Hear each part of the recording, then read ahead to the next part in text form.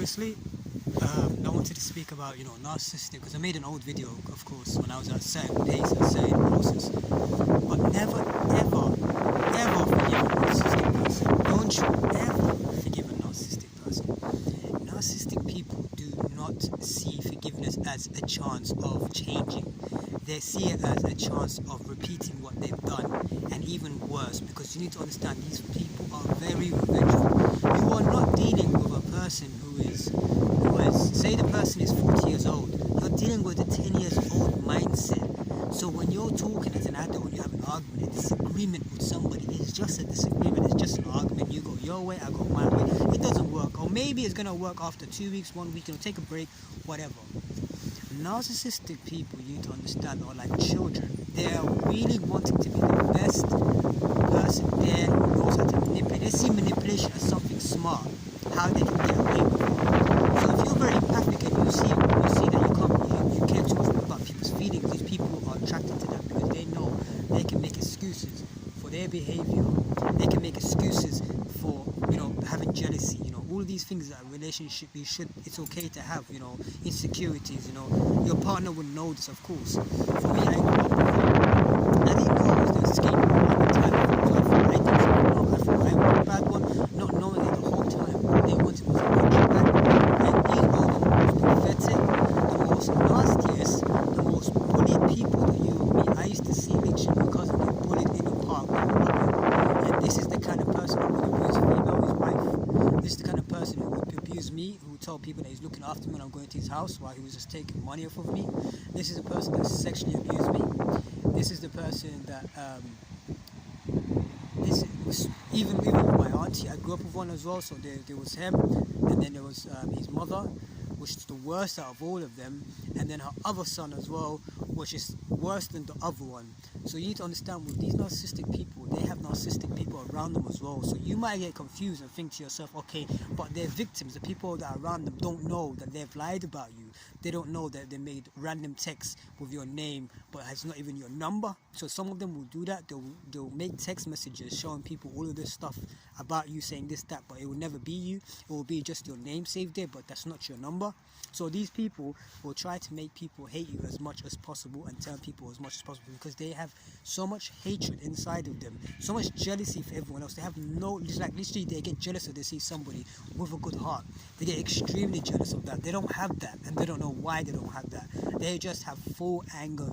And as soon as someone's there, they act like they're innocent, and you see it. It's gonna annoy you. See it the way they walk, just face is straight, everything. I'm so like, oh, I'm so tired, oh, like life's so hard. They want to be the victim while they're abusing, and the victim that's being abused is the one that's seen as a bad guy, who's a narcissistic person, while the narcissistic person is getting all the love, all the care, and all the catering. This is why they love to point something out about somebody else that's narcissistic, because they can get away if they do, and see an imperfect person that they can spread rumors about, somebody that's not going to really do anything about it, somebody that doesn't understand what's happening, someone that doesn't have any support around them. They need that, because then they're going to get attention from people, and they love that attention. Now they can say, oh my god, I'm behaving like this because of this person, he's always looking at me, he's always jealous. They need that attention. It's so much. They crave attention, so they need to make it look like everyone's jealous of them, so people can like them more. Like, oh my god, yes, it's so great, he's so jealous of you and stuff like that, which is not true at all. These people are really, really insecure people and very jealous of everyone around them. So it's horrible, because there are some people who have other people who are jealous of them. And if you see someone jealous, like I used to see my cousin, he used to look at me in a weird way. Like if I do my hair, I have very soft hair, so I just put water on my hair. That's it, and that's it, and it's already curly by itself. I remember I stayed with my cousin in his house, and he had to put like all this water and oil and stuff like that, and I was like, all you have to do is just put water and bam, and some of that gel, that's it. And he had this really insecure eyes, really insecure face, and I remember seeing it. But as a person, of course, you see this and you think to yourself, you want to help them out, or you just, you can see there's insecurities, but you have empathy for people who have insecurities, because it's coming from some kind of self-love.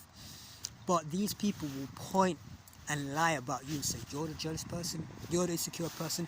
I remember having a problem as well. So if you're in like a friendship relationship and you have a problem with somebody, these people will fix it for you. Of course, that is what they're there for. That is what family is there for. Imagine my own family that I grew up with were the people who were planning the narcissistic abuse. I remember this is what they usually do. So for me, my experience is as there's so many of them.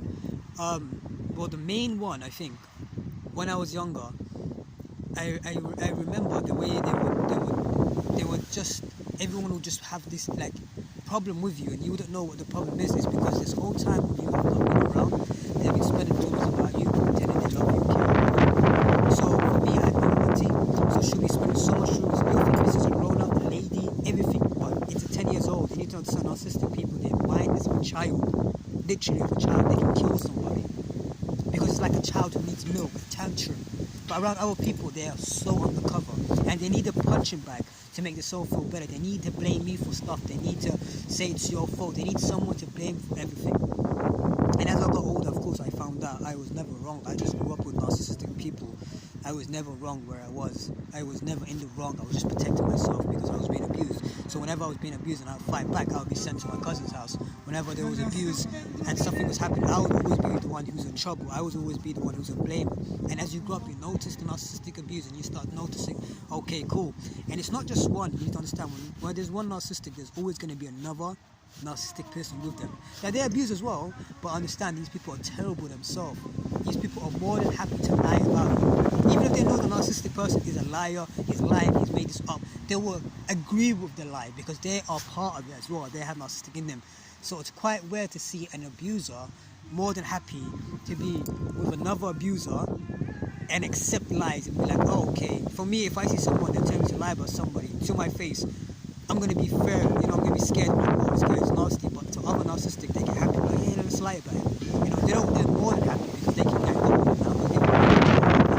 So the best thing you can do with narcissistic people that I've noticed is don't forgive them. Don't ever forgive them. Because that's what they want, forgiveness. I'm so sorry, forgive and forget, but no, go straight on lockdown. Don't contact them, don't contact them, and do tell your side of the story, because you know what it is with these people, they will not allow you to tell your side of the story. They would made up all this stuff about you when you was with them and hanging around them, telling them stories of your insecurities, your problems. Like I remember I was going to, when I first started my job, my second job, I was a delivery driver. I remember these people isolated us very much. They were isolated us in a big way. They were very racist towards people who spoke English, and they were foreigners. I remember this at the beginning of my trauma when I haven't even healed nothing. So I would imagine this here, I've already been sexually abused, mentally abused, physically abused. So with that person who's been in that kind of abuse, and then they're looking like they're that bad person, you're gonna be a crazy, going angry all over the place, and then be angry, lost, confused. You don't know what's going on, why no one's believing you, why everyone's turning on you, why everyone's screwing you. And that's gonna break you because you're the victim, and everyone's just like, and then everyone's looking at you as you're the bad guy. I remember telling my own cousin Ahmed, and I told him about it, and he just said, yeah. That's when I knew my cousin was sexually abused me, has already got to him, and that's when I knew I truly got a predator.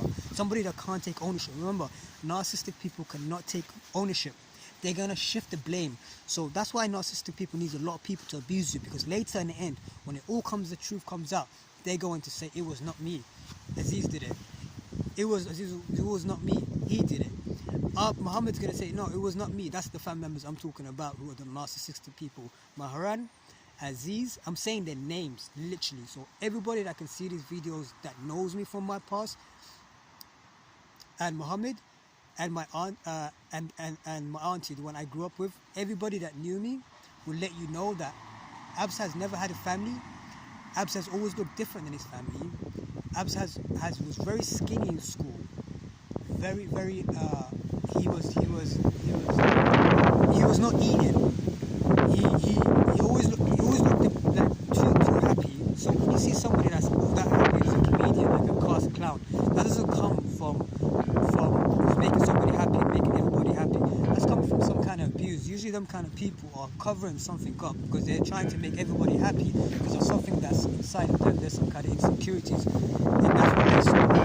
And as soon as you start to watch these animes, and you start noticing as well with a lot of these animes, the main character is usually the person who's like the class clown, right? Like and all these people you see, and what happens with these people's stories, you usually find out that they were the ones who were being abused, or they were lonely, or they had no family. And this is the sad story about my experience. I never got to tell my side of the story, and I hope one day, and I will one day, my story will go out in public to let these people will be charged for what they did, especially for the sexual abuse, the mental abuse, the physical abuse, and for trying to leave me in a country in the middle of Yemen and taking my passport, which she has no right to do that. That was my auntie. And in my school were the ones who noticed as well that he has to come back. My school were the ones who noticed all the situations. My school has documents as well, my situation with my black eye. My school, my social workers know I had a black eye because of my uncle's abuse and my abuse that was there, that I was being abused at home. And they saw a black eye and got me to social care. So all of these evidence for people that's been abused by narcissistic people, who's going to blame the shift and say that he was crazy, he's making up all this stuff, why would sexually abuse him, what the hell is that, we're Muslims and all this kind of stuff, how can she be crazy, she's his auntie and stuff like that, look how old she is. Does this look like a crazy sociopathic narcissistic person that can harm anybody mentally, physically or spiritually? And you'll never believe it, but the most people that you know to sociopath narcissistic people, they don't look like sociopath or narcissistic people. They look just as normal as they, and you would not know that these people have been spreading so much lies about you. I remember when I first started my job, like I said before, with my second job, and I was a delivery driver. I started doing delivery driving, and I remember these people were very racist towards me. One guy like just isolated us because of our English, and we spoke English, and they were talking their language. You could just start talking about it, laughing, and just making it uncomfortable. So I remember I told one of my cousins, and he said, yeah, same thing happened to me. He's like, I was a delivery driver, and the guy, well, they were like isolating me, and he said he asked them for help, and the guy gave him the wrong direction. Oh, you make it by yourself. Didn't want to help him, just excluded him. So then I told my other cousin Aziz, this is the narcissistic person that you'll get, the most insecure, the most nastiest, the most selfish, the most scared person you ever see in your life. He always turns people against each other. He's the one that will do anything that the other narcissistic, Maharan, tells him to do. And I remember I told Aziz, and I said to him, hey, I've been with these people and they're so racist towards me, I don't like these freshies. And he was doing exactly what sociopath and narcissistic people, it's your fault, what the hell are you talking about, why are you being racist and stuff like that, instead of actually saying, hey, what would a real family member do? Hey, for me, tell me if I'm wrong, a real family member or a friend or anything like that, especially if you're a friend, a family member, would have said to you, you know what, there are people here who are like that, who treat people like that, but not all foreigners are bad, that job is bad, what about you come out from that job, or we can come and speak to them about how they're treating you. It's not right for them to treat you different because you're different, don't speak their language, that's not fair, that's racism. Or they could have said, you know what, how about you come out there because I got another job as well, you can come with us, at least then you feel comfortable. Does that sound like something a family member would say? Or do you think a family member will be telling other people that you're racist? That's not a family member, that's a predator. That's a person that's trying to make everybody see you as a bad person. Remember Johnny Depp and Amber Heard, the narcissistic Amber Heard. What did Johnny Depp do? He told her all his secrets. Like he said, the thing about these people is like growing up marrying your own mother, which was my auntie, narcissistic person. He even said, I grew up to get married. I don't even know if he got married or engaged. I think he got married, but he actually said he got married to his own mother. And that's the same thing Eminem said as well. Every man grows up to marry his own mother. Because for some reason in this world, which is, they call it mirror world, mirror earth, is you get to mirror what happened to you in your childhood and call that God, because you need to heal what happened inside of you, and you're not able to heal what happened inside of you if you don't go within and feel the pain. So you keep attracting the same things that happened to you in your childhood to finally go within, because sooner or later you're going to have no excuse but to go within and feel and find your way, find whatever is happening. Why is it happening? Why does it keep repeating? Why do you keep meeting different people with the same personality as your childhood, or just toxic people wherever you go? And it's something got to do with your childhood. And I think that's the part that can be really sad, is when you had no choice because you were the people who are abusers, you have now the responsibility to heal yourself. And that's going to be the hardest bit, to be honest with you, because they're not taking responsibility, and then now you have to take responsibility for what they did, which you have to take now the responsibility to heal your sexual abuse, which they denied you. They still say that it was a lie. I told my cousin as well, Ahmed, and when he said yeah, I knew he already thought I was lying. That's what narcissistic sociopaths will do. They'll make it look like you are a liar. Like, why would we do that? And this is why a lot of people that get abused don't tell nobody. And I'm a male who's telling them being sexually abused, and males don't tell they've been sexually abused, because that doesn't happen in vehicles. So when a male gets sexually abused by another male, it's going to make you go crazy as you get older, because you're going to deny it, you're going to ignore it and say that never happened. So these people will deny it, and they're going to try to blame shift other people. So a narcissistic person might love to have a lot of people abuse you, because when the day comes and everyone starts to say, hey, you know what, let's hear Ab's side of the story, because you don't keep saying, oh, Ab said this, Ab said that, Ab said that. But Ab has never ever come to us and actually said his side of the story. He's always been quiet. All we saw was messages. All we saw was voicemails. That's like Amber Heard. Fake messages, fake. They show only when you're angry, the part of you that they've been abusing, sexually abused, mentally abused, physically abused, and then they want to show everyone that side of you. But they don't want to show what they've done to you.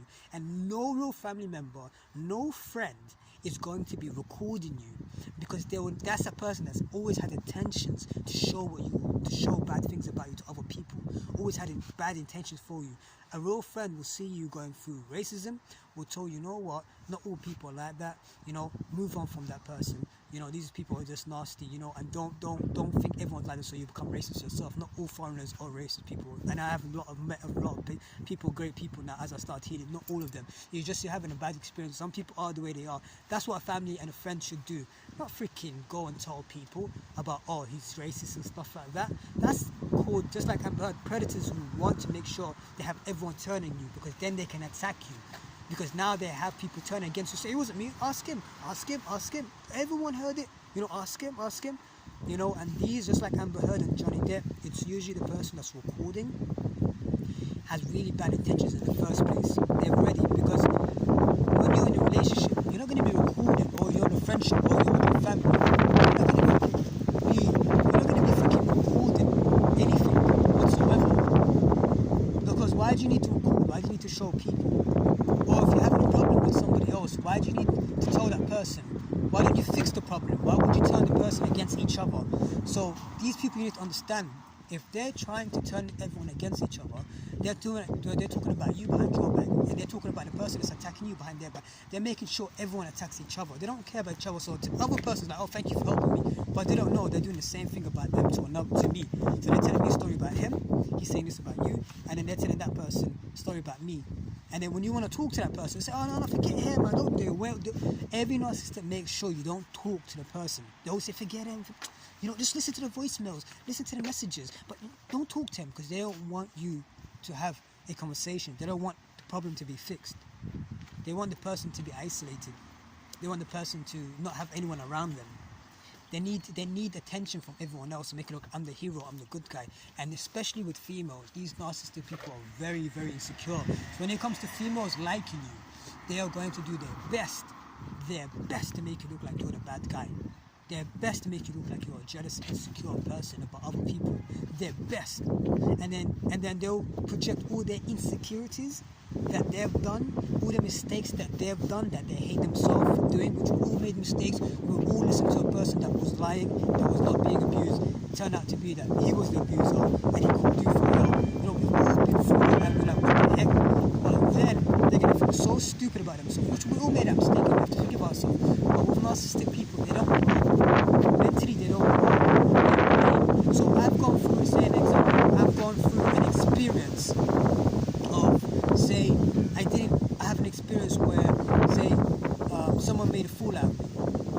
Instead of me learning, I would say, to me, I would project it into somebody else and say, that person is so stupid, he did this and did that. Is that crazy? Narcissistic people will make you feel that crazy, because it's like, say a person is cheating, they'll say you're the one cheating. Say a person is aggressive, they'll say you're the one that's aggressive. And it will make you, drive you crazy, because you wouldn't understand what's going on, because you think you're talking to a normal person. Because when you're talking to a normal person, you can have discussions, you can argue, it's fine. That's how you get to know people, what they like, what they don't like. But when you're dealing with a narcissistic person, you're not dealing with somebody that's trying to fix the problem. They're just trying to basically how to shift the problem. They not take any kind of accountability or any responsibility. So when you're thinking, is this a normal person? You're not talking to a normal person. You're talking to a person that doesn't care what you think about them. They only care what other people think about them. So never take an apology. The best thing you can do is ignore them. The best thing I've noticed about these narcissistic people, even the one in my house, I ignore them. I'll just look at her in the eye, literally. If you really want to annoy a narcissistic person, just stare at them without any conversation. Not anger, nothing, just, or even make yourself look crazy, go, watch it. They'll get freaked out, because you need to understand they're very scared people. And in this world that we live in, we attract what happened to us in our childhood, and we attract what's inside of us. So narcissistic people, they attract other narcissistic people. And so they go crazy because they meet them, a reflection of themselves. but they don't ever want to accept any responsibility. They will just go on and say, oh no, it was this person, it was that, it was that, it was this, they're all crazy. If you keep hitting it more than one time, more than 3 times, there's something happening that you need to heal yourself. And like Eminem said, you marry your own mother. And it's true, every guy grows up to marry the person that raised them at a young age. So if you've been raised with a narcissistic or sociopathic auntie, mother, whatever, know that you're going to attract that in your relationships. Because call that God or something, that's going to show you what you need to heal. And this is why I always talk about shadow work. I learned how to do shadow work by accident, so I'm a self-healer. So I don't do it for people, I try to do it for yourself. So you don't need someone to heal you or help you. You can do it yourself. So this is why I make videos about shadow work. And if you don't heal the shadow work, you'll continue to basically attract these people. And another thing forget about narcissistic people, but another thing as well with self-love is get rid of anything that makes you not love yourself. Cigarettes, smoking, drinking, any kind of drugs, anything that you're escaping from your pain, get rid of it, because that's self-hurt, that's self-harm. Anything that you self-harm yourself with, because your body's rejected it, it's self-harm. So then you're going to start unloving yourself more, and when you unlove yourself more, you're going to get people that show you how much you unlove yourself. Because remember, the world is a reflection of you.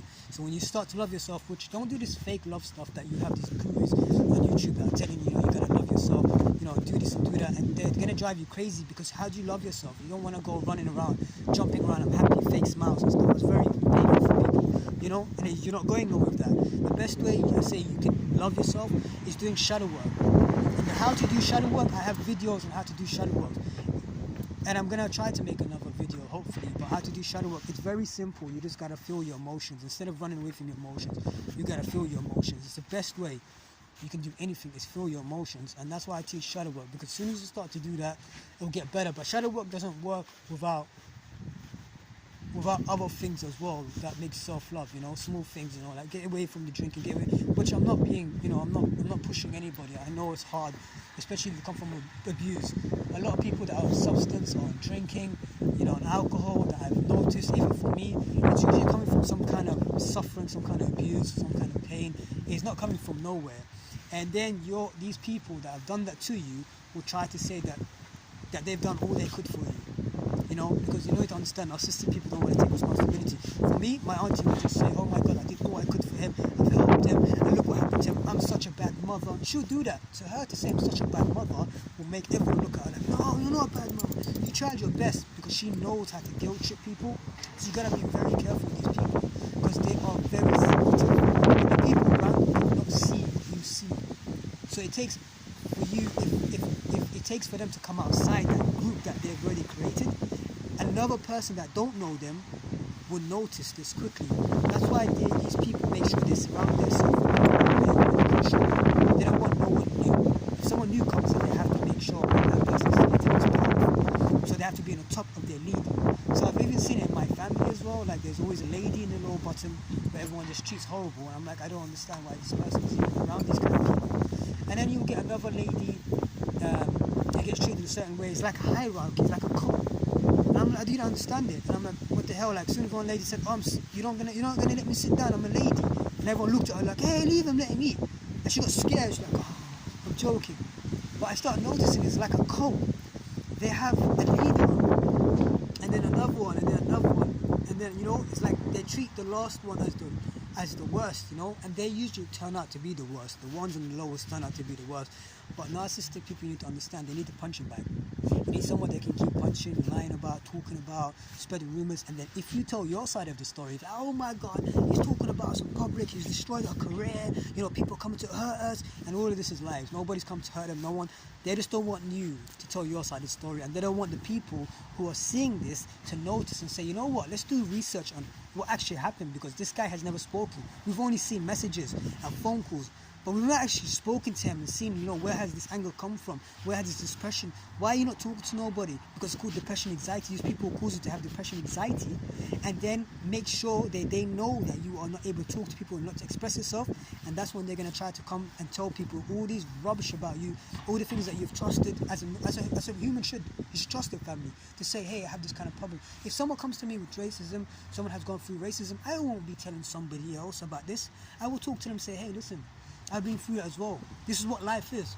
It's the experience. life. If someone has gone through, say, sexual abuse, which I have as well, I'm not gonna go and and tell people. No, I'm gonna be, hey, let's talk about it, and I'm sorry about it. If somebody hates somebody for a reason, I'm not gonna go stare the thing up between them. Narcissistic and sociopath love is to tell people he said this, he said that, because they want to fight with each other. They want people to fight. They want separation with each other. A good person is going to see this argument and try to see how I can make these people get along. Because remember, a person who's a leader brings people together. A narcissistic and sociopath people, they don't bring people together.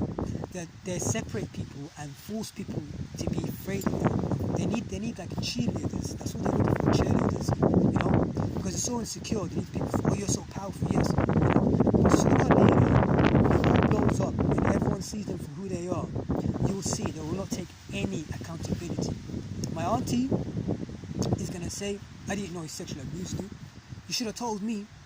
She knows. It happened even when I was younger and outside. My cousin who burnt me in the back, the narcissistic son, Maharan, who burnt me in the back of a bottle of boiling water when I was a child. When he gave his sister boiling water, she used to bath me, and she bathed me. We used to have like this container, and you put water inside it, and she told him to go and get water downstairs from the toilet, and this guy put boiling water on it, and I went to the lady that's supposed to protect me for a hug, knowing that it was her. She's the one who put the boiling water for him, to pour it on me, and then make it look like when I go to hug her, she's the one protecting me. Now she's going to say after this, I did not know he did that. Oh my God. But remember, these people need to understand, this is why they control other people, is they need someone in the end of the day to say, oh, they need a blame sheet, because they need